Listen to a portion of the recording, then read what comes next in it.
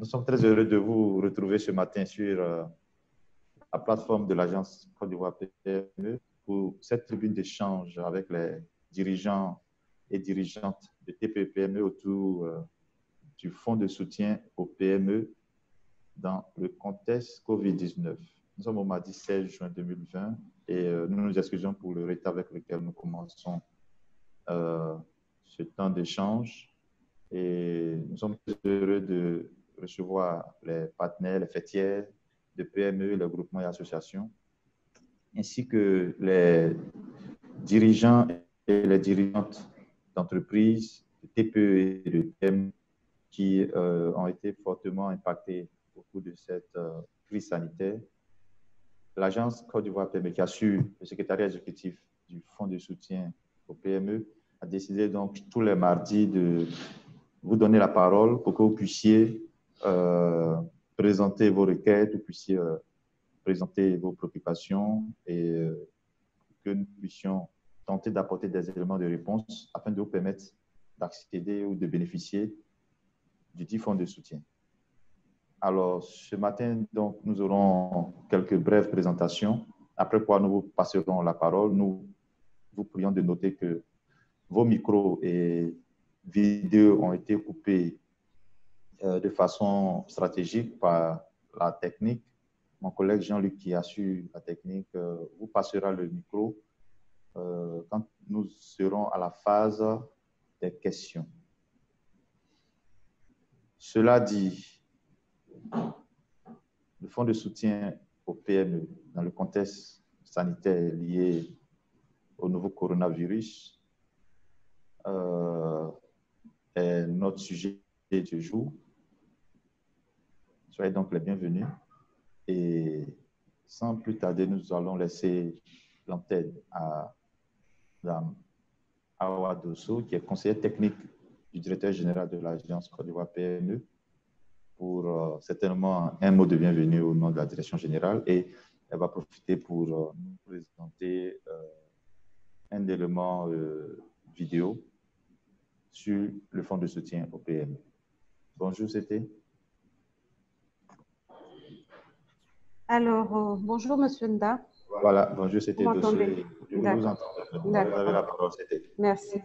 Alors, au nom de la direction générale de l'Agence Côte d'Ivoire PME, nous vous souhaitons la bienvenue à cette tribune d'échange qui se veut une tribune hebdomadaire, comme M. Nda l'a dit, afin de pouvoir partager avec vous vos préoccupations, vos différentes requêtes et y apporter des solutions dans le cadre donc, de votre processus de soumission au fonds de soutien au PME.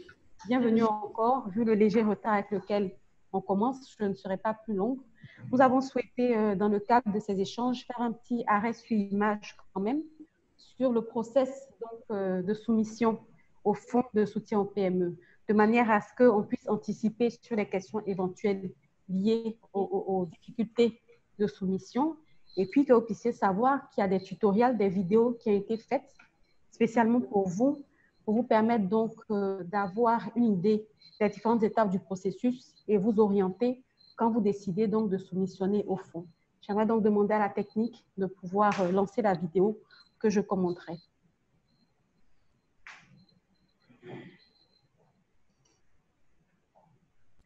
Alors, il faut savoir que, merci, le processus donc de soumission au fonds de soutien aux PME démarre par la première étape qui est liée à l'inscription à la plateforme IPME Data, qui est une plateforme d'enregistrement de tous les acteurs de l'écosystème entrepreneurial. Donc, vous avez accès à cette plateforme-là depuis l'adresse du site internet de l'agence qui est www.agencecipme.ci. Donc, une fois que vous partez sur le site de l'agence, vous allez voir l'onglet pour avoir accès donc, à la plateforme IPME Data que vous voyez en ligne. Donc, selon la catégorie à laquelle vous faites partie, vous cliquez donc, sur l'icône et vous faites le processus d'enregistrement sur la plateforme IPME Data. Et c'est à la suite de cet enregistrement sur la plateforme que vous recevrez donc un mot de passe et également un identifiant que vous allez utiliser par la suite pour le process d'inscription sur la plateforme en ligne FSPME. Donc, aujourd'hui, l'agence a mis en place un centre d'appel afin de pouvoir recueillir vos préoccupations vous aiguillonner dans le cadre de ce processus-là. Donc, sur IPM Data, vous remplissez toutes les étapes. On continue d'avancer. Il y a différents champs, des informations sur les dirigeants, ensuite des informations sur l'entreprise elle-même. Et donc, dans le contexte de la COVID-19, on a également un questionnaire qui permet d'évaluer un peu, mesurer l'impact donc, de la COVID sur vos entreprises que vous dirigez. Donc, une fois que toutes ces étapes sont remplies, donc, vous pouvez commencer donc, le process de soumission donc, sur la plateforme FSPME. Et pour débuter le process sur la plateforme FSPME, vous vous rendez encore une fois sur le site Internet de l'agence. Donc, nous avons voulu avoir un seul point d'entrée pour ne pas que vous vous embrouilliez avec différentes adresses email. Vous vous rendez sur le site de l'agence Côte d'Ivoire PME et vous allez voir un onglet soumissionné pour le fonds. Et au niveau donc de cet onglet-là, une fois que vous avez fini le process IPM Data, vous pouvez débuter le processus de soumission au niveau de la plateforme FSPM. Donc, il faut savoir, donc, comme je le disais, que l'enregistrement donc, sur IPM Data est nécessaire et obligatoire afin de se munir donc, du mot de passe que vous voyez en ligne et de l'identifiant également, qui vous servira donc pour vous connecter à la plateforme FSPM. Donc, on continue d'avancer. Donc, c'est tout le process que vous avez à faire. Donc, l'interface de soumission au niveau du FSPME apparaît ainsi. Donc, vous rentrez votre identifiant, votre mot de passe, comme on l'a dit, et vous débutez votre processus, qui est un processus donc, en 7 étapes. Donc, la plateforme apparaît comme ce que vous voyez à l'écran. Donc, il y a un onglet « Soumettre un dossier » sur lequel vous allez cliquer. Et à partir donc, du clic sur cet onglet-là, vous pourrez donc démarrer le process d'enregistrement sur IPM Data. La liste de tous les documents nécessaires au processus de soumission est disponible sur le site du Fonds de soutien en PME parce que c'est plus intéressant de pouvoir rassembler tous les documents, de les scanner. Ce sont des documents donc, en version PDF qu'il est recommandé de pouvoir joindre en ligne. Donc, je vous encourage à aller prendre les différents documents, à les scanner et pouvoir les avoir donc à portée de main pour débuter le processus. Donc, comme je le disais, c'est un processus en 7 étapes. Donc, le premier point de contrôle vous permet les informations que vous avez remplies sur IPM Data sont automatiquement remplies, populées au niveau du formulaire à l'étape 1 et ensuite vous débutez le processus à proprement dit avec tout ce qui est l'identification de la PME. Vous remplissez toutes les informations relatives à ces informations-là, siège social, raison sociale, capital, localisation de l'entreprise. Et une fois donc, vous passez toutes les 7 étapes liées à ce processus-là, vous obtiendrez donc un numéro de dossier que vous utiliserez pour le processus et le traitement donc, de votre dossier. Donc, il y a les données donc, sur l'entreprise, comme je le disais. Il y a des données également sur les différentes informations sur l'effectif, sur le plan de trésorerie que vous devrez mettre. Donc, c'est important. Il y a un questionnaire d'évaluation de l'impact également de la crise que l'on vous demande de remplir. Maintenant, pour les différents documents nécessaires et que vous n'avez pas, par exemple, il y a des engagements sur l'honneur à pouvoir, que vous allez cocher et avec l'engagement de pouvoir régulariser les différentes situations liées donc à tout ce qui est charges sociales et fiscales également. Donc, une fois que le process est fait, les informations liées donc à l'impact de la COVID sont remplies. Donc, vous êtes en train d'arriver donc au bout du processus de soumission. Et une fois que le process donc est fini, il ne vous reste qu'à suivre donc le statut de votre dossier. Et nos équipes aujourd'hui organisées au niveau des différents guichets donc suivent de très près les différents dossiers. Donc, vous recevez donc un message de confirmation sur l'adresse email que vous avez donnée. Et une fois que le dossier est reçu au niveau des équipes et qu'il est traité, on vous contacte éventuellement pour des compléments d'informations. Donc, c'est important de pouvoir avoir une adresse email qui est à jour et des contacts qui sont accessibles pour que nous puissions, en cas de demande d'informations complémentaires, vous joindre. Donc, voilà ainsi brièvement présenté un peu le process pour pouvoir soumissionner au fonds de soutien aux PME. Il faut savoir que ces vidéos de tutoriels sont disponibles sur les plateformes de l'agence, mais particulièrement sur la page YouTube de l'Agence Côte d'Ivoire PME. Vous venez sur youtube.com et puis vous tapez Agence Côte d'Ivoire PME et vous verrez l'ensemble donc des webinaires, des vidéos et des tutoriels qui sont disponibles qui vous permettront un peu de pouvoir vous présenter le processus de soumission et pouvoir anticiper sur les questions éventuelles que vous avez. Donc, merci Anderson. Voilà. Merci, c'était Dosso pour cette première.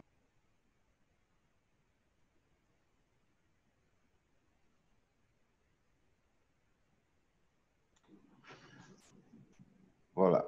Merci, c'était Dosso pour cette brillante intervention qui nous permet de comprendre le processus pour soumissionner au fonds FSPME à travers la plateforme IPME Data.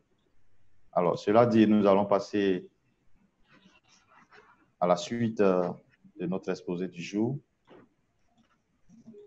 Et à présent, nous allons vous présenter quelques grandes lignes, des grandes lignes en titre de rappel pour la phase transitoire du FSPME.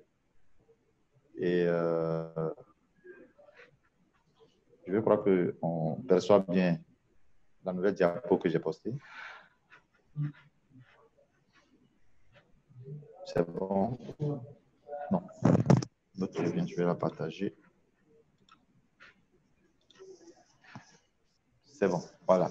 Alors, relativement au plan de riposte mis en œuvre par l'État de Côte d'Ivoire, relativement au soutien aux PME, donc le FSPME a été mis en place et ce FSPME-là se présente au niveau d'un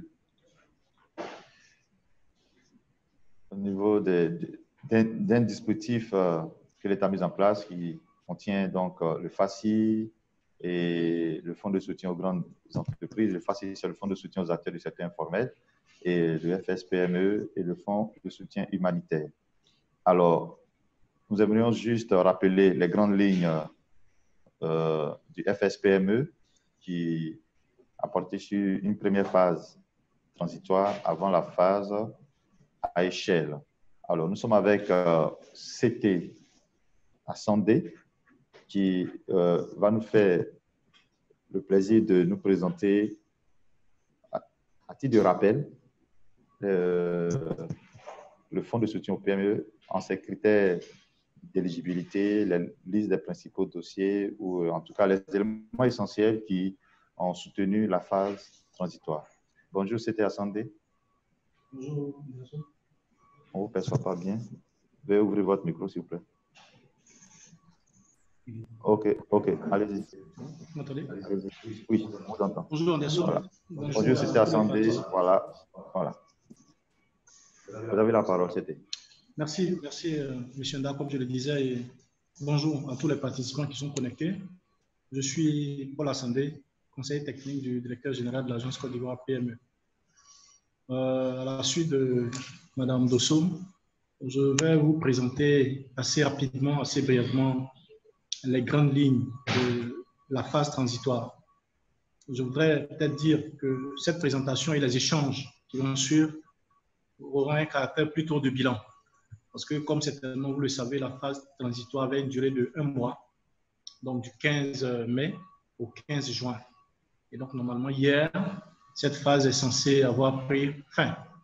Voilà, donc nos échanges, comme je le disais tantôt, vont porter sur les difficultés. Nous, on vous fera un point des dossiers qu'on a pu analyser du financement qui a pu être octroyé aux différentes PME. Naturellement, vous allez vous poser la question de savoir finalement si c'est fini, pourquoi on en parle. Mais on en parle pour pouvoir tirer les leçons de cette phase-là, en fait de mieux préparer donc, la phase de passage à l'échelle. Voilà, on n'a pas encore les critères donc, de cette phase à l'échelle et on a bon espoir que la phase à l'échelle s'appuie sur les acquis donc, de cette phase transitoire. Voilà un peu la précision que je voulais faire pour qu'on ne soit pas perdu dans les échanges. Et la présentation de ma collègue tout à l'heure vous a expliqué le processus de soumission, quels que soient les critères qui vont être admis, qui vont être définis dans la phase à l'échelle, on aura toujours le même process. Peut-être à la limite, quelques éléments de données vont changer, mais ce sera toujours le même process. Concernant donc les critères de la phase transitoire qui s'est achevée hier, 15 juin, il y en avait 5-6 critères essentiels. Il fallait une PME au sens de la loi en Côte d'Ivoire, mais compte tenu du fait que certaines entreprises étaient à cheval entre les PME et les grandes entreprises, le premier critère qu'on a retenu, c'est qu'il fallait avoir au moins un chiffre d'affaires inférieur à 1 milliard sur les 3 années consécutives 2017, 2018, 2019. Il fallait enregistrer un chiffre d'affaires, parce que la définition classique des PME, c'est que le chiffre d'affaires est inférieur à 1 milliard. Mais on s'est trouvé confronté à un problème avec certaines entreprises qui étaient perdues, si vous voulez, entre les différentes catégories. Et donc, finalement, le gouvernement a décidé que dans cette phase transitoire et au niveau du FSPME, on ne soit pris en compte que les entreprises qui ont enregistré au moins un chiffre d'affaires inférieur à 1 milliard sur les 3 exercices passés. Le deuxième critère est à jour de ces déclarations fiscales et sociales au 31 décembre 2019. Bon, je pense que on s'est arrêté au 31 décembre 2019 pour ne pas pénaliser davantage les entreprises qui ont commencé à rencontrer des difficultés en raison de la crise à la fin du premier trimestre de l'année 2020. Ensuite, donner les preuves que votre activité a été significativement impactée par la crise donc de la pandémie à coronavirus, puisque le fonds, comme j'aime à le dire souvent dans mes interventions, c'est vrai qu'il y a déjà pas mal de difficultés dans le secteur des PME, mais ce fonds-là est destiné à soutenir les PME qui ont subi l'impact négatif donc, de la crise liée donc, à cette maladie-là. Et donc, pour bénéficier, il fallait donner la preuve que votre activité a été impactée significativement. Donc, il fallait que le chiffre d'affaires baisse de plus de 30%, justifier une baisse d'au moins 30% de votre chiffre d'affaires. Ensuite, fournir une note sur le plan de continuité des activités. Le financement, là, à quoi ça va servir. Voilà. Donc, voici les critères qui avaient été définis dans le cadre donc, de ce plan-là. Et naturellement, à côté de ces critères-là, il y a un certain nombre de documents qui avaient été demandés, notamment justifier que vous êtes juridiquement constitué, donner les états financiers sur les 3 exercices 2017, 2018, 2019, produire, si vous voulez, un engagement ou un ensemble d'engagements, un engagement à collaborer avec le secrétaire exécutif, enfin, le fonds de façon générale. La collaboration, c'est à différents niveaux. Vous acceptez que vos activités soient suivies par le fonds. Dès l'instant où vous bénéficiez du financement, vous acceptez de rentrer dans toutes les activités de formation des dirigeants d'entreprise, dès lors que vous bénéficiez du fonds, ainsi de suite. Voilà, donc en gros, je pense que pour ne pas être trop long, voici les critères et un ensemble de documents. Et dans cette phase transitoire, 3 guichets, si vous voulez, 3 mécanismes ont été retenus. Le premier mécanisme, c'est la subvention. Donc, c'est un don. La subvention, c'est un don. Donc, les PME pouvaient bénéficier d'un don à hauteur de 500 000 francs maximum. Mais seuls les PME, je veux dire, ayant un chiffre d'affaires inférieur à 30 millions, donc les TPE, les micro-entreprises, pouvaient bénéficier donc de cette subvention-là. Et la base de calcul, c'est le SMIC pour 4 employés maximum sur 2 mois. Voilà, donc, si vous avez 4 employés, l'État vous fait un don de 480 000 francs. Au-delà de 4 employés déclarés, vous pouvez percevoir 500 000 francs. Donc, ça, c'est pour le premier mécanisme qui est la subvention. Mais ce mécanisme-là est destiné exclusivement aux entreprises dont le chiffre d'affaires est inférieur à 30 millions. Le deuxième mécanisme, c'est le prêt à taux zéro. Le prêt à taux zéro, il est destiné aux micros, donc chiffre d'affaires inférieur à 30 millions, et aux petites entreprises, chiffre d'affaires compris entre 30 et 150 millions.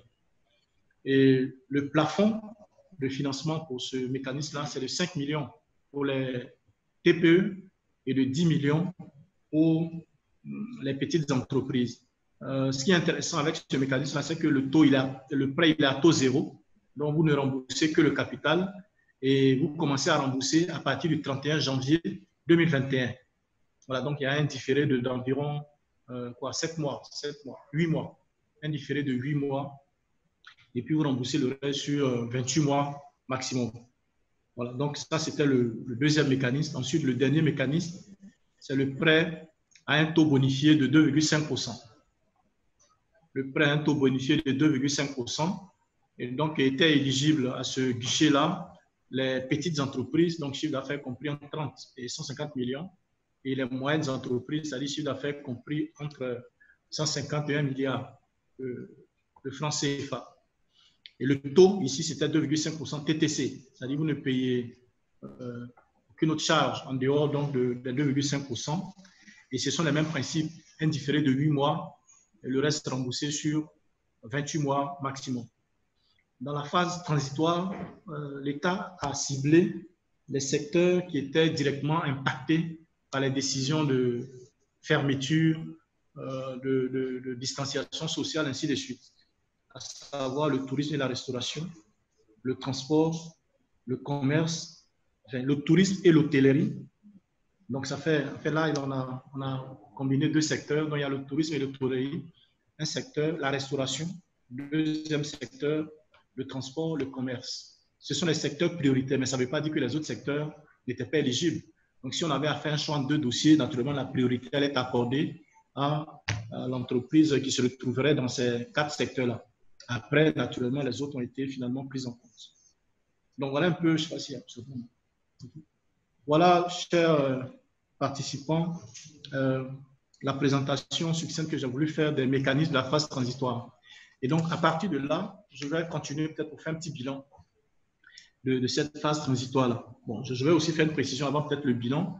Ce que vous devez savoir, c'est que la phase transitoire a pris fin hier. Mais tous les dossiers qui ont été enregistrés dans la plateforme ou qui ont été déposés au niveau de l'agence Côte d'Ivoire PME seront traités. Voilà, donc cette semaine est consacrée à évacuer tous ces dossiers qui ont été déjà enregistrés. Voilà, en attendant que les nouveaux critères nous soient communiqués par le gouvernement pour que le passage à l'échelle puisse démarrer. Donc, nous sommes en attente des nouveaux critères. Maintenant, on ne peut plus recevoir de nouveaux dossiers, mais tous les dossiers qui ont été enregistrés dans nos différents systèmes seront traités courant cette semaine. Et donc, pour revenir au bilan, il faut noter que parce que finalement, on a dit 1 mois, mais il y a eu, si vous voulez, 3 semaines maximum d'activité réelle, parce que la première semaine a été consacrée à la préparation de la documentation, mise en place des dispositifs, tout ça. Donc, après environ 3 semaines de fonctionnement, donc dans sa phase transitoire, il y a le fonds, le FSPME a financé des PME pour un montant total de 920 560 000. 920 560 000. Donc, si pour un total de 33 entreprises, Et donc, si on veut rentrer un peu dans les détails, le guichet subvention a financé des PME à hauteur de 3 680 000. 3 680 000 francs pour les dons, donc le guichet subvention. Ensuite, prêt à taux zéro, 93 980 000. Prêt à taux zéro, 93 980 000. Et puis les prêts à taux bonifié, 2,5%, 823 millions. Donc, ça fait un total de 920 560 000 pour une dotation initiale de 15 milliards. Bon, il est clair que le taux d'absorption, le taux de décaissement est relativement faible, mais ça peut s'expliquer par le temps, parce que là, si vous voulez, on est en train d'atteindre la vitesse de croisière, parce que le nombre de dossiers soumis a commencé à augmenter vers ces derniers jours-là. Et donc, on se dit que les PME ont pris le temps pour constituer la documentation nécessaire en vue de pouvoir postuler. Donc, on ose croire que dans la phase qui arrive, les critères ne vont pas changer complètement et que les dossiers qui sont en cours de constitution puissent être soumis. Et donc, on pourra enregistrer certainement un maximum de PME bénéficiaires donc, de ce fonds-là. Voilà, M. Dar, voilà un peu ce que j'avais à dire. Et donc, je pense que nous sommes à la disposition des participants pour essayer de répondre à leurs préoccupations. Merci. Merci, c'était Assemblée pour ce bilan qui nous permet de comprendre parfaitement le niveau de décaissement par rapport à cette phase transitoire qui avait une dotation de 15 milliards Et sur les 15 milliards, nous notons que 920 millions, 560 000 francs CFA mettaient au foyer à 33 PME, dont 3 680 000 francs en subvention, 93 980 000 francs CFA pour les prêts à taux 0% et 923 millions de francs CFA pour les prêts à taux réduit à hauteur de 2,5%. Cela dit donc, chers participants et chères participantes, nous allons vous laisser la parole pour les échanges. Nous l'avons dit dans la table de nos propos, nous sommes à une tribune d'échange sur le fonds de soutien au PME à l'endroit des TPE et PME. Et c'est l'occasion donc d'interagir avec les responsables de l'Agence Côte d'Ivoire PME. Je rappelle que l'Agence Côte d'Ivoire PME a su le secrétaire exécutif du FSPME. Alors, allô? Allô? OK. Alors, vous percevrez très bien au bas de votre écran, vous verrez une icône de main levée. Vous n'avez qu'à cliquer sur cette icône de main levée et la technique vous passera la parole. En ce moment-là, vous allez ouvrir votre micro, vous allez cliquer sur l'icône du micro pour qu'il s'ouvre et vous allez intervenir pour des contributions, pour des suggestions, pour des propositions, pour exposer vos préoccupations. Nous allons prendre une série de 5 questions. Pendant ce temps, il y a le chat en ligne. Vous avez la possibilité de nous envoyer des messages écrits à travers le chat en ligne afin que nous puissions également traiter vos questions par écrit. Jean-Luc? Allô, Jean-Luc? Oui, je t'entends là. Très bien. Alors, on va passer donc à la série des questions. D'accord. Si il y a des mains levées, il y a des participants qui se signalent. Oui, voilà. Nous avons une main levée. Techno Camon 12. OK. Techno Camon 12. Voilà. Bonjour, madame, ou bonjour, monsieur. Bonjour, monsieur. Bonjour, voilà. Vous avez la parole, s'il vous plaît. Vous pouvez intervenir. Oui, c'est Richard. Monsieur Seri Charles. Bonjour, monsieur Seri. Vous avez la parole, s'il vous plaît. Bon, je voulais poser une question. S'il vous plaît, monsieur Seri Charles. Vous êtes, s'il vous plaît, c'est quelle entreprise ou quelle organisation? Série Construction. Série Construction. BTP, OK. Oui. Merci. Ouais. Nous sommes dans le domaine du BTP, là. Je ne comprends pas, nous avons des difficultés au niveau de... pour pouvoir émettre nos documents. Bon, quand on envoie les documents, on nous dit que non, ce n'est pas les documents qui sont prioritaires. Pour le moment, nous sommes en phase de traitement. Bon, je n'ai pas des employés qui sont déclarés. Les employés que j'ai sont sur contrat avec moi. Bon, je ne sais pas comment il faut faire pour pouvoir... Je ne sais pas s'il faut d'abord aller les déclarer avant de pouvoir venir avoir le fonds ou bien si après avoir fini de pouvoir procéder à tout ce qu'il fallait faire comme démarche et puis les déclarer. Bon, je ne sais pas d'abord. Donc, ce sont ces questions que je voulais poser pour être éclairé là-dessus. Merci, monsieur C. Richard. Oui. La question est très bien notée. On va passer à la question suivante.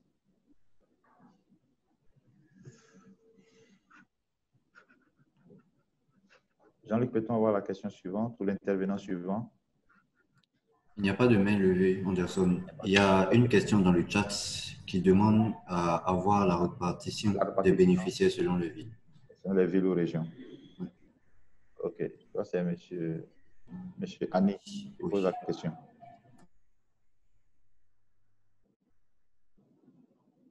OK. On va commencer déjà par répondre à la première question. Monsieur Richard, voilà. La question de monsieur Richard, qui est dans le BTP, qui a eu du mal à soumissionner, compte tenu peut-être de ses employés non déclarés. Il demande qu'est-ce qu'il doit faire. C'était assemblé. Merci, M. Lida. Merci à M. Seri pour la question.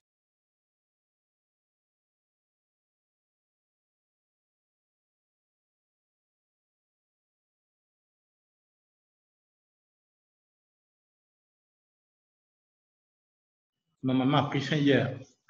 Nous sommes en attente des nouveaux critères. Allô? Le passage. C'était Ascendé, on ne vous entendait pas au départ. C'était quoi? Ça va mieux maintenant? Oui, c'est bon. Donc, j'étais en train de répondre à la question de M. Seri. Donc, je disais que dans la phase transitoire, sur la base des critères qui avaient été définis, l'entreprise qui soumissionnait, donc qui appliquait au FSPME, devait être à jour de ses cotisations sociales et fiscales. Ce qui sous-entend naturellement qu'il fallait déclarer à la CNPS, il fallait avoir des employés déclarés à la CNPS et justifier que vous êtes à jour vis-à-vis de la CNPS et vous êtes à jour vis-à-vis des impôts. J'imagine que dans la phase qui arrive, ça sera les mêmes critères puisque dans l'esprit des responsables, donc des autorités, le financement, naturellement, il est fait sur la base d'un certain nombre de ressources internes, externes, mais aussi l'un des objectifs de ce fonds-là, c'est de formaliser davantage, je veux dire, les PME. Voilà, donc, j'imagine que le même critère sera reconduit dans la phase qui arrive. Donc, ce que je recommanderais à M. Seri, c'est de commencer déjà à entamer les démarches pour pouvoir déclarer ses employés de telle sorte que la soumission de son document ne rencontre pas d'obstacle majeur. Voilà ce que je tenais à dire. On va lui redonner la parole après, mais bon, je continue.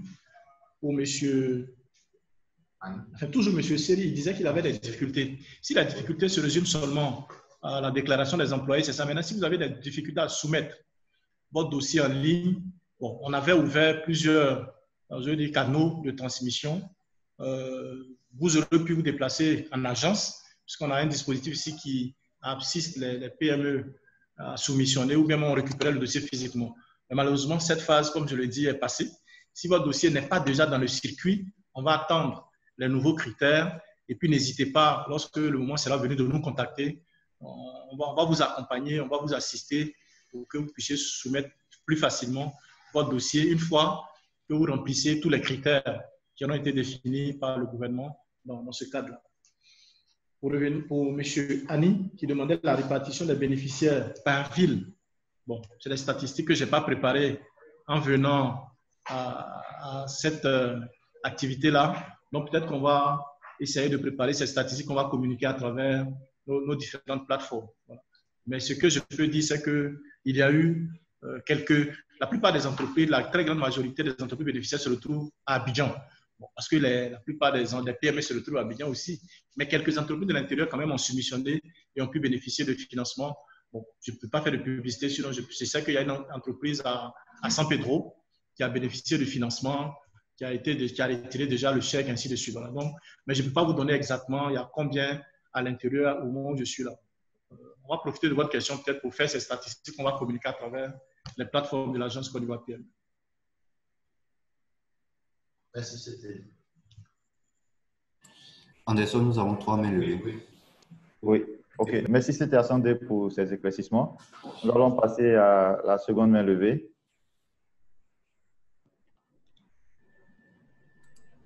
C'est ADS Meeting. Oui. Bonjour. Oui, bonjour, monsieur ou madame. ADS Meeting. Sylvain Bay de l'ADS. Bonjour, madame. Bonjour, monsieur. Vous avez dit c'est madame? Madame? Sylvain Bay. OK. Allez-y pour votre question, s'il vous plaît. Bonjour à tous. J'aimerais avoir quelques précisions relativement à 2 points. Le premier, lorsque le critère qui a été indiqué tout à l'heure, à savoir être à jour au 31 décembre 2019, est-ce que pour une entreprise qui a une ARF, une attestation de régularité fiscale, généralement qui est délivrée dans l'année qui suit pour l'exercice précédent, est-ce que ça compte pour vous ou quand vous entendez par être à jour au 31 décembre 2019, c'est-à-dire demander une attestation de régularité fiscale pour l'exercice 2019? La première question. La seconde question, c'est de savoir, lorsque le chiffre d'affaires varie d'un exercice à un autre, quelle est la catégorie qui est retenue? Je sais bien que la PME, le critère du chiffre d'affaires est inférieur à 1 milliard, mais au sein même des PME, on a plusieurs catégories. Donc, je donne l'exemple d'une entreprise qui commence la première année avec un chiffre d'affaires inférieur à 30 millions. Donc, à ce titre-là, qui peut être considérée comme une micro. Ensuite, elle passe en 30 et 50. L'année qui suit, elle pourrait être considérée comme une petite. Et puis, en troisième ou en quatrième année, son chiffre d'affaires est porté à plus de 300 millions. Finalement, quelle est la catégorie qui est retenue? Merci. Okay. Merci bien, madame. Merci pour votre participation et pour vos questions. Nous allons y revenir tout à l'heure. J'ai la prochaine question. Jean-Luc.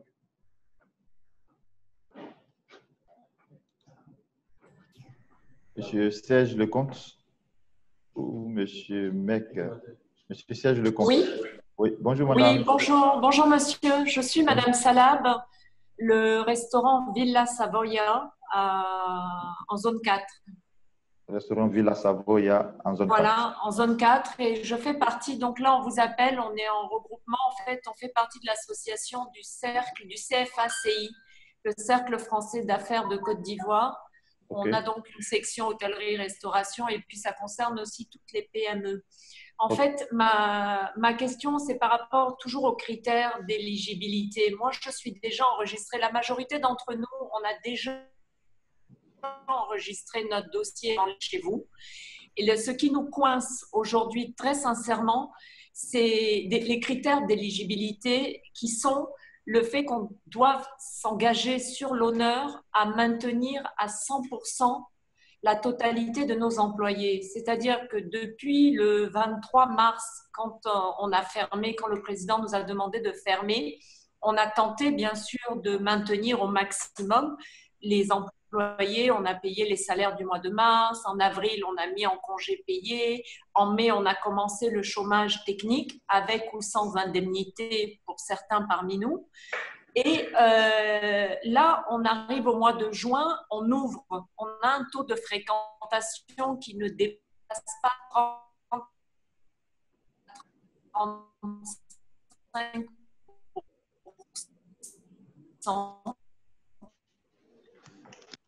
C'est notre réalité aujourd'hui. Allô, et Madame Salah. On ne peut pas magiquement maintenir la qualité de nos employés. On a déjà des gens qui ont trop de temps non plus, dites-moi. Allô, Madame Salah. Allô? Voilà.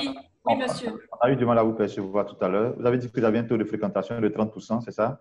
30 à 35%. Aujourd'hui, depuis le 15 mai, les restaurants ont commencé à réouvrir progressivement et on a vraiment en chiffre d'affaires, en taux de fréquentation, celui qui dit qu'il dépasse les 35-40% maximum pour ceux qui travaillent correctement, c'est difficile.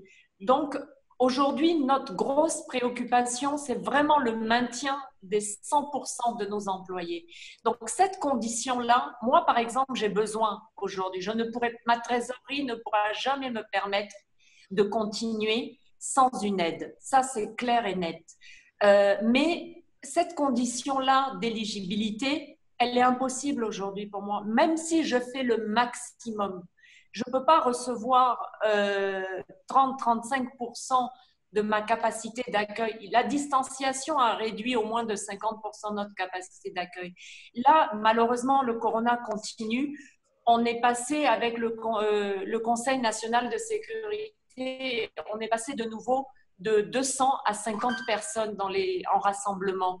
C'est important pour lutter contre le corona, c'est très important. Mais nous, aujourd'hui, c'est-à-dire qu'on a besoin d'être aidés, mais en même temps, cette condition-là, je ne parle même pas de ceux des bilans 2017, 2018, 2000, prévoyance 2019, tout ça. Je parle vraiment, ce point-là, quand on est complètement en règle, qu'on est dans le formel, qu'on a tout fait, qu'on est carré, moi, tous mes dossiers sont là, tout est prêt. Mais vraiment, vous dire que je vais pouvoir m'engager, travailler comme on travaille aujourd'hui, à maintenir au mois de juillet, août, septembre, octobre, novembre, jusqu'à la fin de l'année, la totalité de mon personnel, c'est impossible mathématiquement. Ok, madame. Merci, madame Salah. C'est bien noté. On va y répondre tout à l'heure. D'accord, je vous remercie. Je vous remercie, madame. Voilà. Jean-Luc. Allô? Allô? Jean-Luc, la question suivante, s'il te plaît. Je pense qu'il y a plusieurs personnes qui veulent poser leurs préoccupations. Oui, on va prendre une série de 5 questions, peut-être pour aller vite. Non, je parlais de madame, au niveau de Madame Salah. Ah, Madame Salah, ok. Il y a une autre personne qui voudrait intervenir aussi? Je pense, oui. Ok, comme ça, il faut activer le micro, voilà. Ok, Madame Salah. Oui, maintenant c'est Rim Chalabi et je suis du restaurant Parenthèse et je voudrais savoir, je ne sais pas déjà, est-ce que vous me recevez? On vous attend parfaitement, madame. Très bien.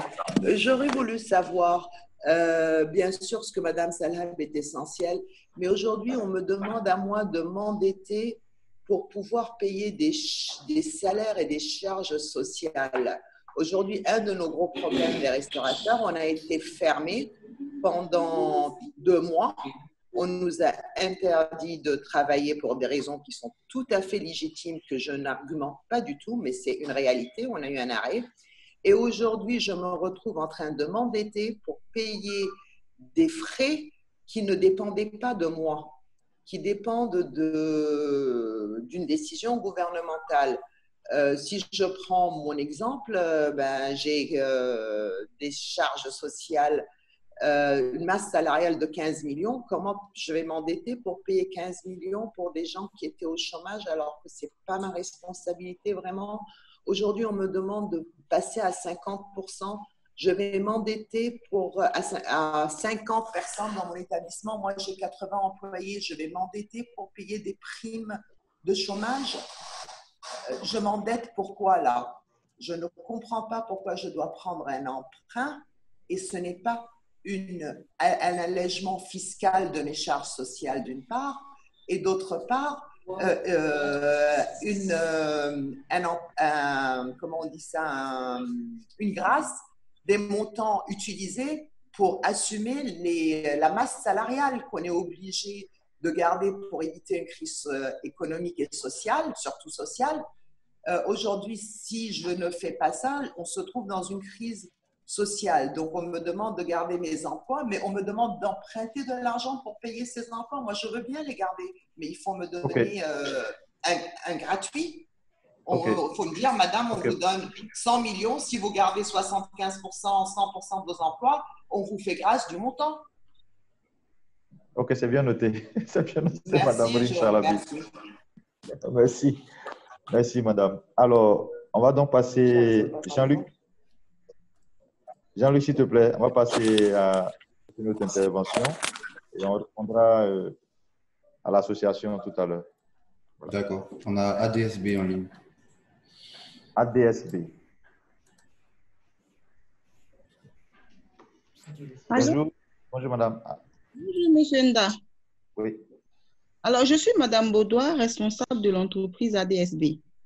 Il faut dire que la crise a sérieusement touché nos activités à plus de 80%, car nous sommes dans l'événementiel. Et les mesures prises par le gouvernement visant à stopper la propagation, telles que la fermeture des maquis, les lieux de spectacle, interdiction des rassemblements, ont vraiment affecté notre chiffre d'affaires. Alors, ayant été informé de l'aide que l'État voudrait apporter aux entreprises, nous avons souscrit à un taux d'intérêt de 2,5%. La soumission étant passée et les compléments de dossier apportés, nous sommes encore dans l'attente. Nous avons voulu bien faire les choses. Alors, depuis le 5 mai que nous avons soumissionné, nous avons rappelé plus de 19 employés parce que nous avons besoin de personnel puisque l'État nous demandait aussi de ne pas mettre les gens au chômage. Donc, depuis ce temps jusqu'à aujourd'hui, ces employés-là sont avec nous. Et ce sont des pères de famille. Nous leur avons promis que nous allons reprendre les activités. Et depuis, nous sommes là. Il y a les loyers qui s'accumulent, il y a les factures à leur niveau qui s'accumulent. D'autres se plaignent parce qu'ils trouvent que nous sommes en train de leur perdre du temps, nous sommes en train de nous jouer d'eux et tout ça. Donc, nous sommes vraiment. C'est une doléance ce matin que nous venons par cette intervention. Nous voulons vous solliciter pour que vraiment ces familles-là puissent avoir de l'aide. Nous avons besoin vraiment de cette aide-là. Parce que depuis que nous avons déposé nos dossiers, nous n'avons pas de suite. On ne nous dit pas est-ce que les documents que nous avons envoyés, est-ce que c'est bon, est-ce que c'est comment. Nous ne savons rien. Nous avons besoin vraiment d'éclaircissement. OK.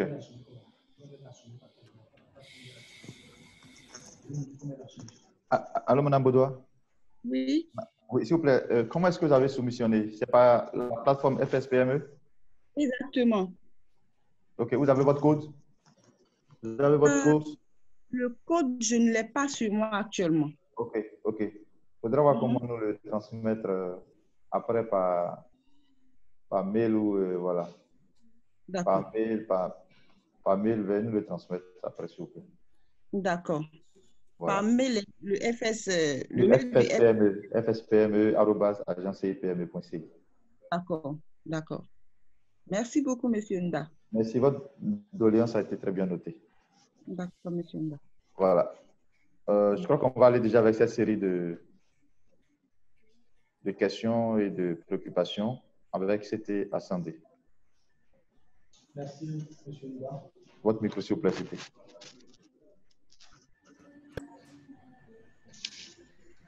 Merci, Monsieur Nda, et merci à tous les intervenants pour ces différentes préoccupations. Je vais commencer par, je n'ai pas noté le nom, mais je crois que j'ai pu noter ADS, la première intervenante. Est-ce qu'une attestation de régularité fiscale délivrée en 2020 est valable? Oui, je pense que si on vous a donné l'attestation de régularité fiscale, c'est que vous ne devez pas, donc il n'y a pas de problème. Vous n'avez pas à aller chercher encore l'attestation de 2019. C'est bon pour le dossier, donc vous pouvez l'utiliser pour constituer votre dossier. Lorsque le chiffre d'affaires varie d'un exercice à l'autre, comment on détermine la catégorie de la PME? On fait une moyenne du chiffre d'affaires sur les 3 exercices. Voilà, donc normalement, si votre chiffre d'affaires est passé de 20 millions la première année à 60 millions, ensuite à 150 millions, il est clair que à 160 millions, vous vous retrouvez dans 3 catégories sur les 3 années. Et donc, pour traiter le dossier, nous on fait la moyenne, c'est ce qui a été retenu, on fait la moyenne des chiffres d'affaires des 3 exercices et on vous positionne dans la catégorie correspondante en fonction de cette moyenne. Donc voilà l'analyse qui est faite. Je comprends, si vous voulez, l'esprit qui est derrière la question, puisqu'après, en fonction de la catégorie, il y a l'accessibilité aux différents guichets. Voilà, donc je comprends très bien votre question, mais la démarche qu'on a adoptée ici, c'est ce que je viens de présenter.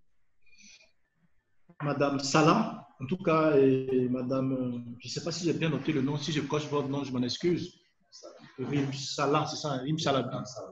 Non, il y a Salah et puis il y a Rim Salabi. Voilà, Madame Rim Salabi. Je pense que les préoccupations qui ont été soulevées sont de réelles préoccupations et je pense que dans le dispositif qui a été mis en place dans la phase transitoire, l'État étant conscient de ces réalités-là, a pris, bon, même si ce n'est pas à 100%, à essayer de prendre en compte une partie de ces préoccupations-là.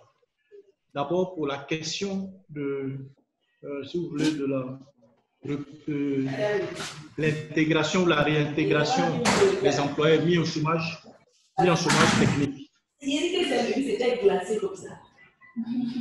Jean-Luc, s'il te plaît.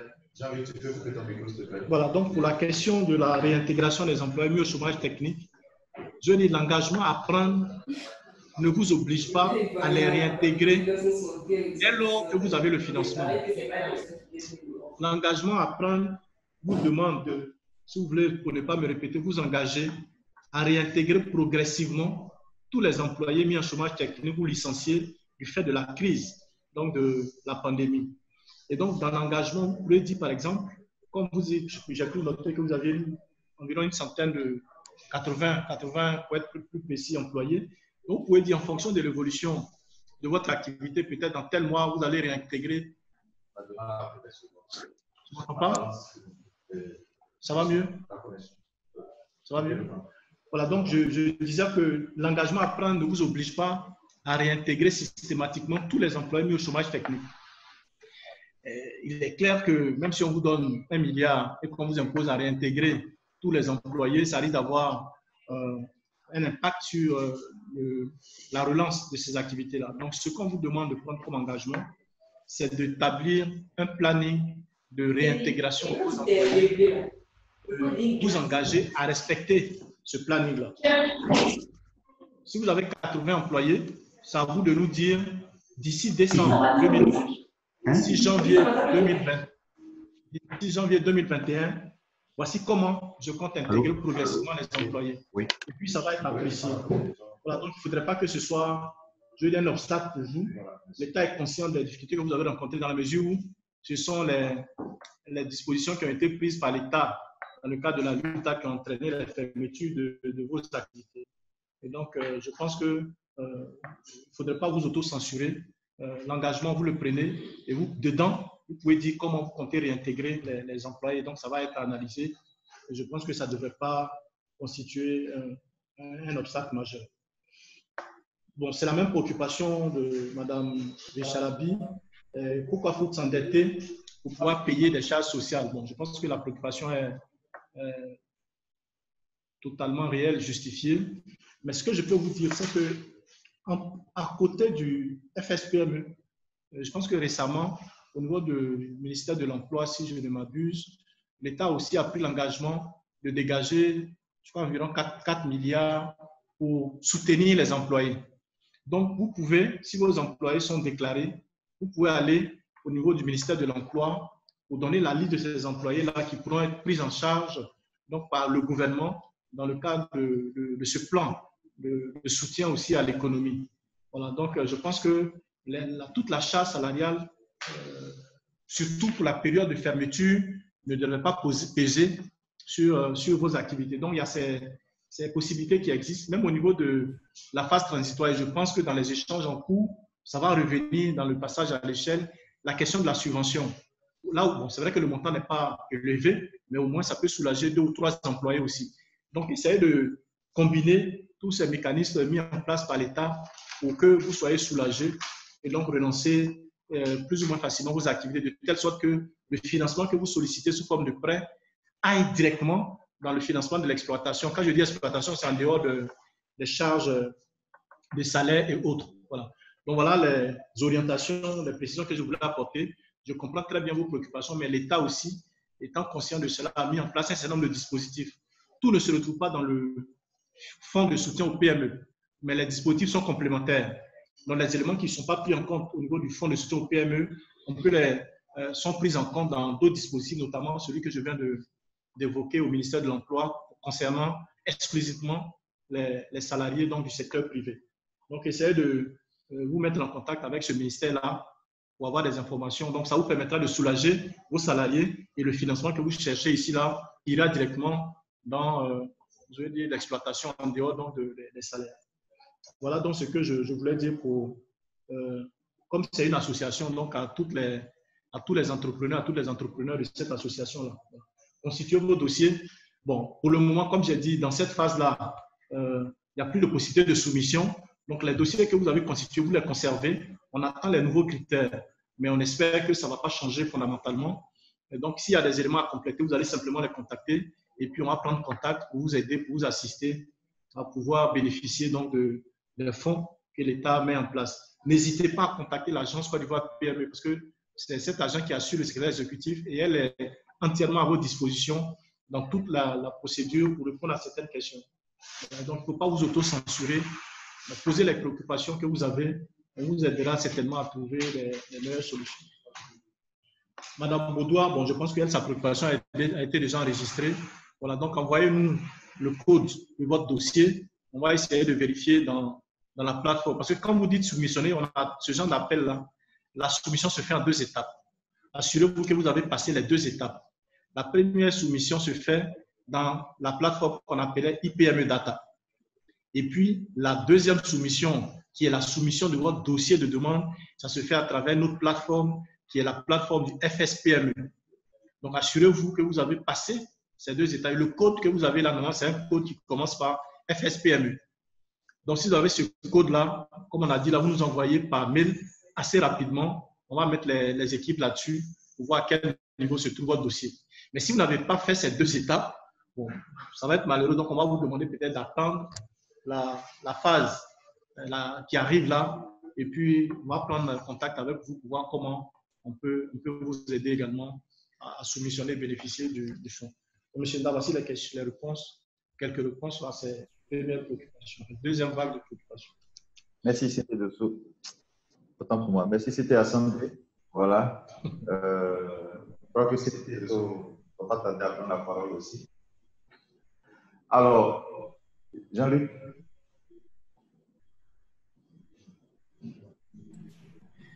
Oui, il y a monsieur ou madame Eba. Voilà. Madame Eba, monsieur Eba, s'il vous plaît, veuillez activer votre micro.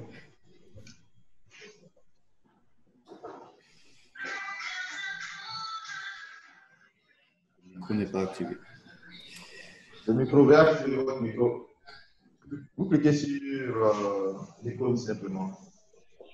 Très bien. Allô? Allô, bonjour Madame Eba. Oui, Allô, bonjour Madame monsieur. Eba. Voilà. Oui, bonjour monsieur. On vous entend parfaitement. Je vous... Alors, ma préoccupation, moi je suis la gérante d'une agence de voyage. Okay. Et j'avais bien compris que nous étions prioritaires sur la vague transitoire. Alors, si nous n'avons pas pu soumissionner dans le temps, est-ce que nous avons la possibilité d'être dans la deuxième vague? Est-ce que nous serons toujours prioritaires dans le traitement des dossiers? Ok, bien noté. Merci. Merci, madame.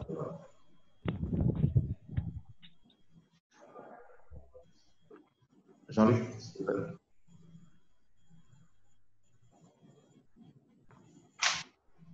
On a ADS meeting. Ok. On va reprendre ADS meeting. Madame Boudoir, là, c'est Oui, désolée de revenir encore. C'était pour apporter, j'ai eu la réponse, mais il me semble que elle n'a peut-être pas été bien comprise. Je parlais plutôt au sujet de l'attestation de régularité fiscale qui est délivrée à l'entreprise. Il s'agit plutôt d'une attestation qui est délivrée en 2019 sur l'exercice 2018. Ok. C'est ça. Okay. Puisqu'elle est délivrée normalement a posteriori. Donc, ce n'est pas avant.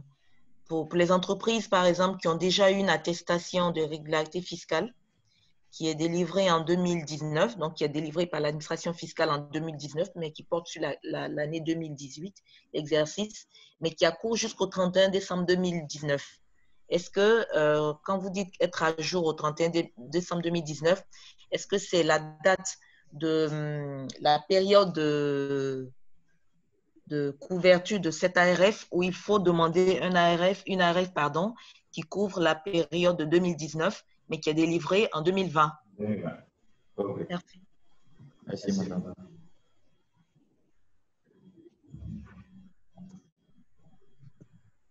GF, s'il te plaît. On a l'association qui revient. L'association revient.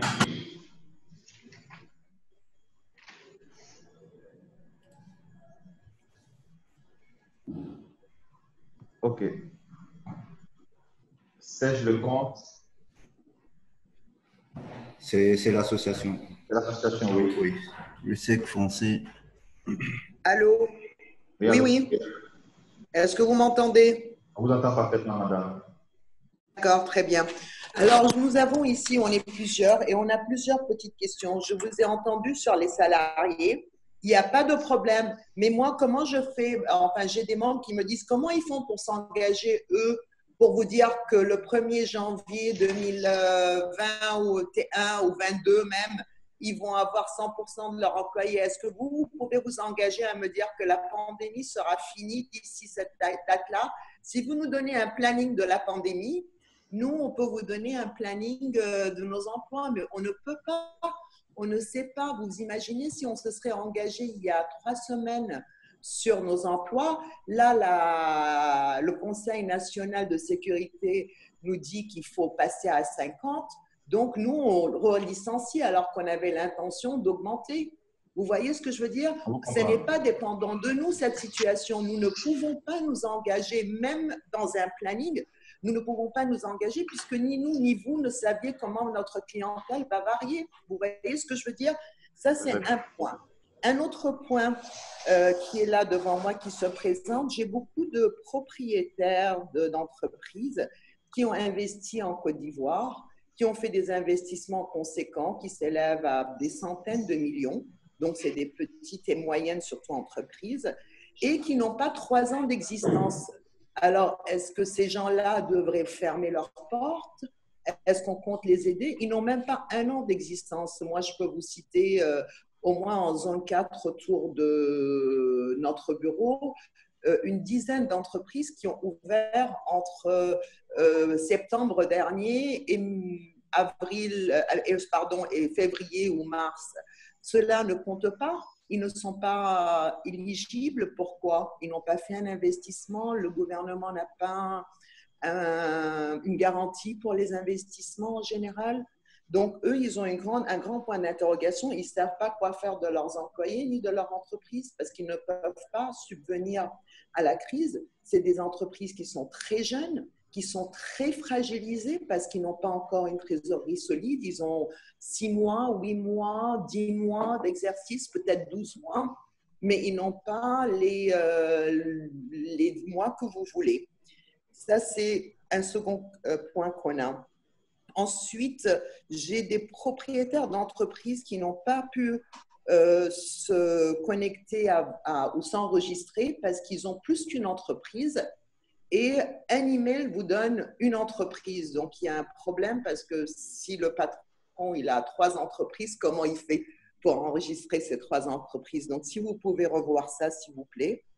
Et ben voilà, je pense en gros que c'est ce qu'on m'a dit là pendant que vous étiez en train de nous répondre à notre première question.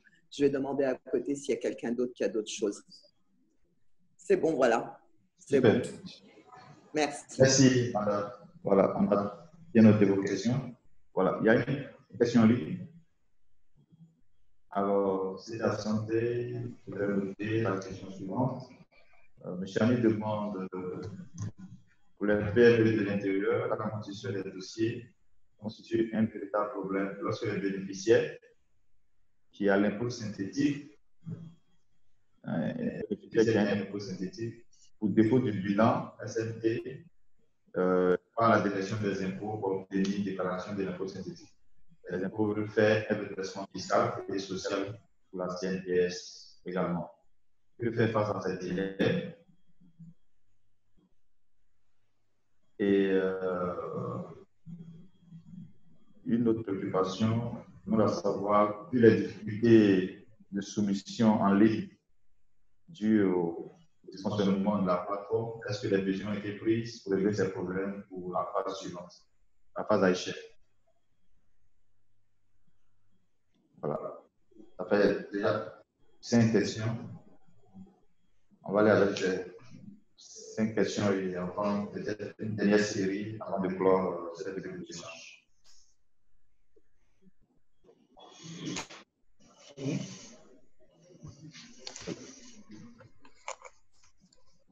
C'est bon, ok. Merci à tous pour ces questions-là. Madame Eba demandait si les agences de voyage pouvaient soumissionner, être considérées comme prioritaires dans la phase qui arrive, dans la phase de passage à l'échelle. Comme je l'ai dit tantôt, elles pourront soumissionner, ça au moins je peux le dire. Mais en termes de priorité, je pense que c'est l'un des secteurs qui a été le plus impacté, donc les agents de voyage, les restaurants et autres. Donc j'imagine que le gouvernement va rester dans cette... Mais je ne peux pas vous donner, si vous voulez, au moment où je suis en train de vous parler, la réponse pour dire oui ou non. Je sais qu'elles auront l'occasion, la possibilité de soumissionner encore. Mais est-ce qu'elles seront prioritaires? Je ne peux pas m'hasarder à donner une réponse maintenant. Donc, comme je l'ai dit là, ce qui est en train de venir va capitaliser sur tout ce qu'on a fait dans la phase transitoire. Donc, j'imagine que ça ne pourrait pas changer. Mais on attend les critères.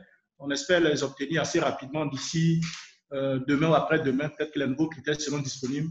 On aura l'occasion d'échanger sur ces critères-là certainement au prochain webinaire, mardi prochain avec vous, pour essayer de vous orienter aussi sur la base de ces nouveaux critères-là. Donc, voilà un peu ce que je peux dire à l'endroit de Mme Eba. Concernant l'ARF, bon, j'ai bien compris. J'ai bien compris maintenant que vous avez une ARF qui a été délivrée en 2019, mais qui en réalité porte sur la période de l'exercice 2018. mais vous dites que cette ARF est valable jusqu'en 2019. Donc, nous, on est en 2020.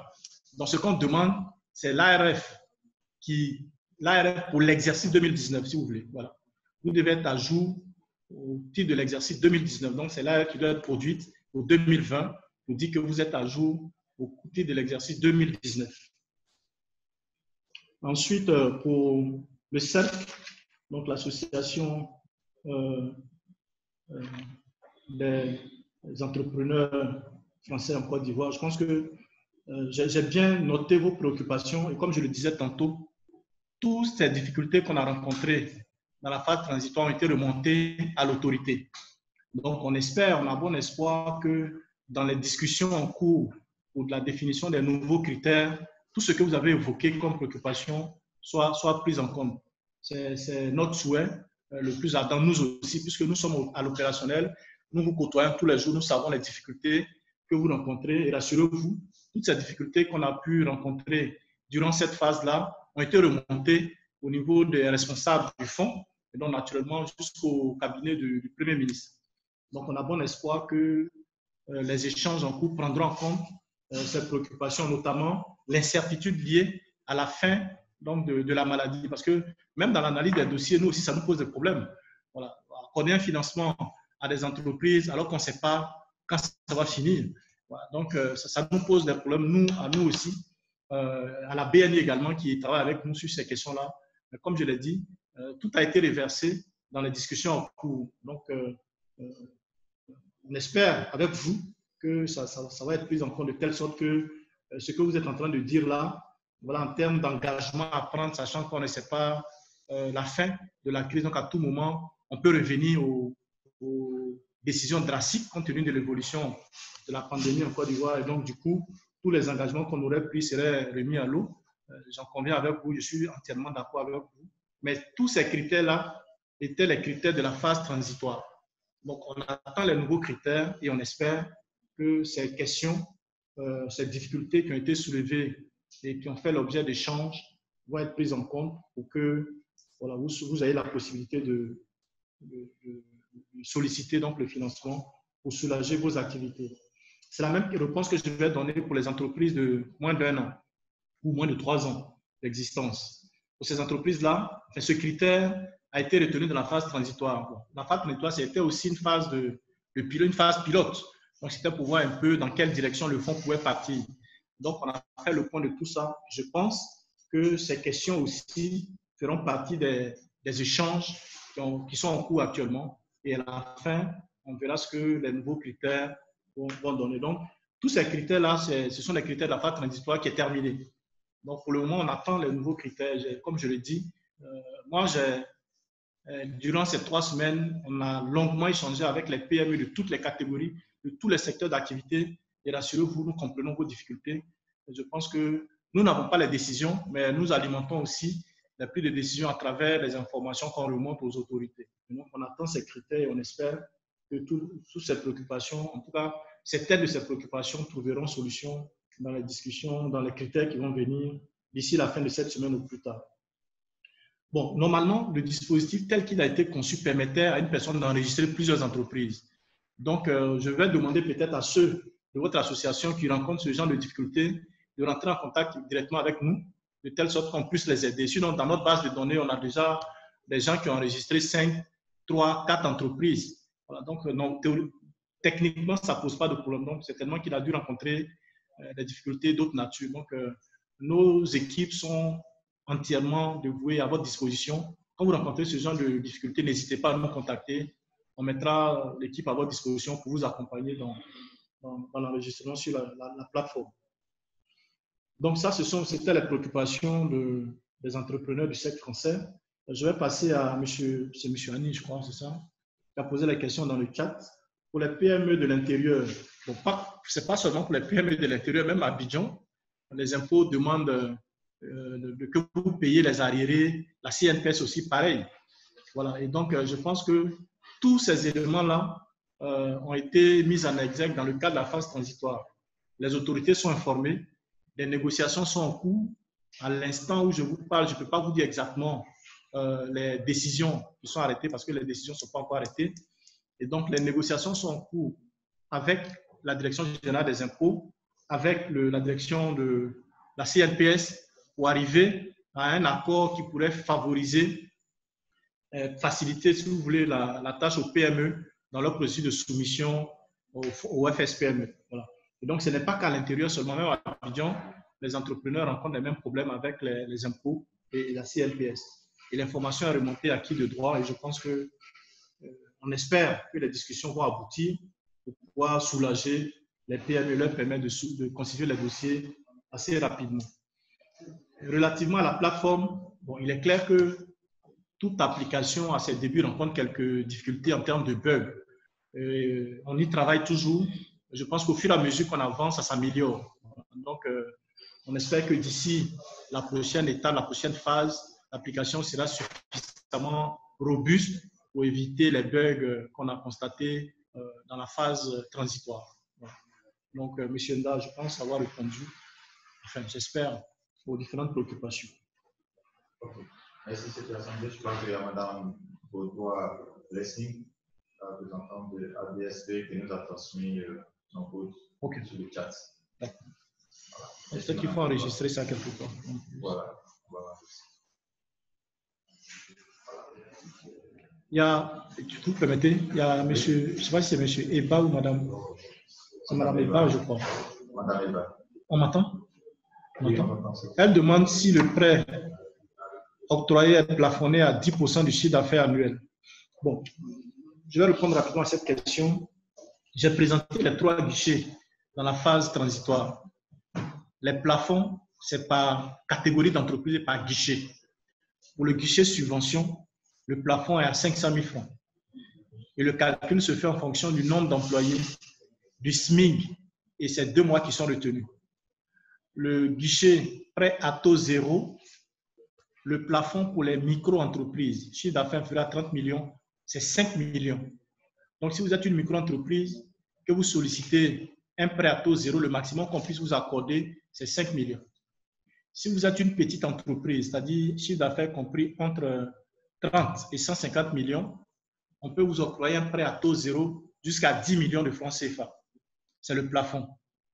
Maintenant, pour le 3e guichet, le prêt à 2,5%, si vous êtes une petite entreprise, parce que les micros n'ont pas accès à ce guichet, si vous êtes une petite entreprise, on peut vous prêter jusqu'à 15 millions. Si vous êtes une moyenne entreprise, c'est-à-dire un chiffre d'affaires au-delà de 150 millions, on peut vous prêter jusqu'à 100 millions de francs CFA. Voilà les plafonds pour les guichets et les catégories de PME. Mais ça, c'était dans la phase transitoire qui est terminée. On attend de voir ce que ça va donner dans le passage donc, à l'échelle. OK. Merci, c'était attendu. Nous allons passer à la dernière série de questions. Nous allons prendre 5 dernières questions. L'association demande le mail. Donc, on a de taper un mail, le mail FSPM. OK. Le mail est... Oui, je l'ai envoyé. Je l'ai envoyé le mail. Voilà. Pour ceux qui veulent le mail, vous envoyez des informations par mail. Vous avez le mail fspm@agencecipm.c. Voilà. Vous avez regardé dans le chat, s'il vous plaît. Anderson, on avait Maggie qui voulait prendre la parole tout à l'heure. Maggie. Maggie. Allô, bonjour, Madame Maggie. Allô? Maggie? Allez-y, s'il vous plaît, si vous m'entendez. Madame Maggie?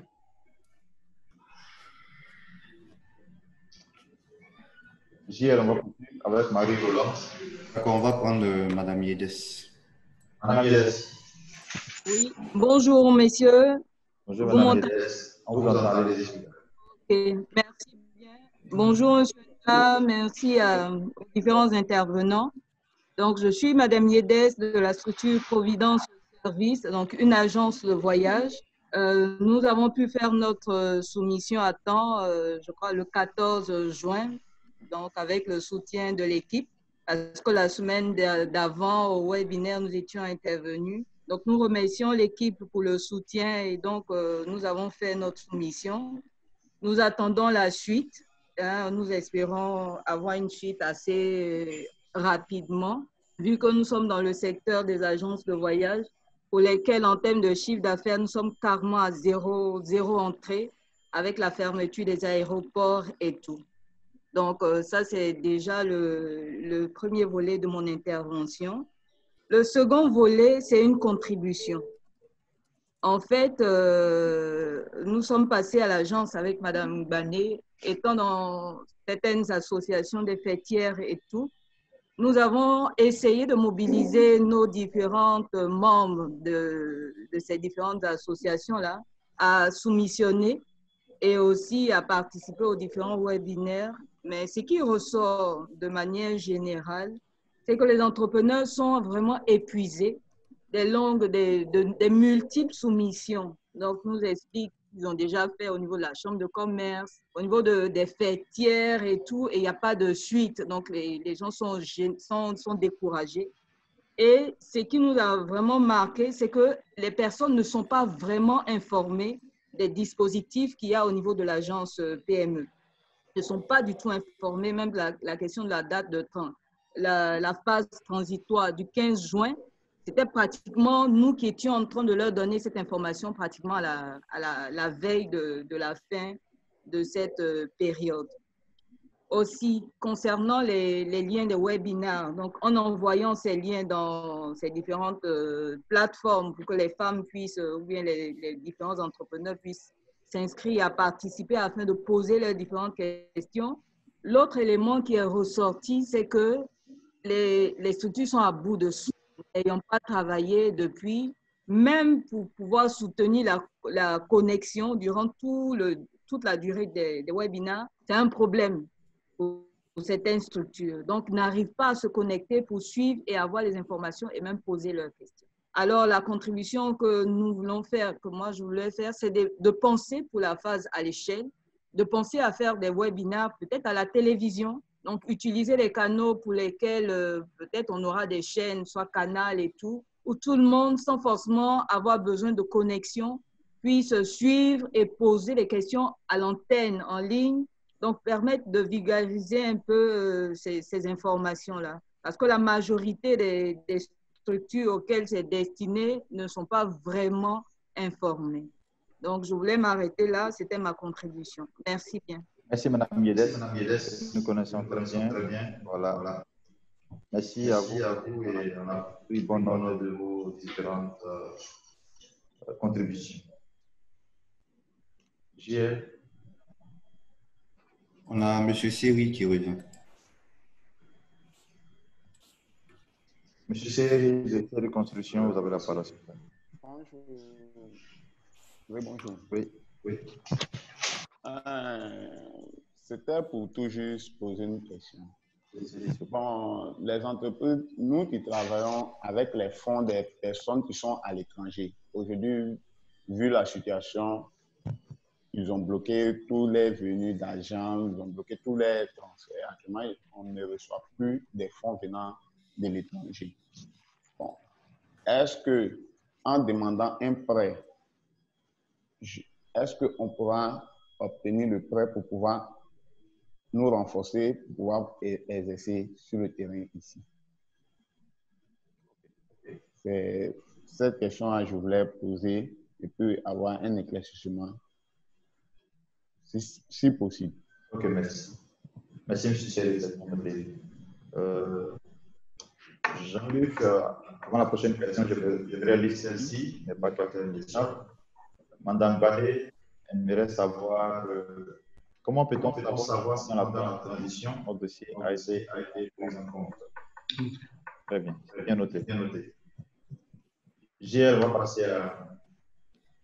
Ok, on va prendre la question du ADSB. ADSB. C'est encore moi, Monsieur Nda. Suite à votre réponse à ma préoccupation, je reviens pour apporter quelques éclaircissements. À savoir, j'ai été appelée la première semaine de juin pour le complément de dossier. Cela veut dire que j'ai pu soumissionner à FSPME, exactement, et je vous ai envoyé le code. Aussi, nous voulons savoir si les entreprises qui évoluent dans l'événementiel sont également prioritaires pour ces fonds-là. OK.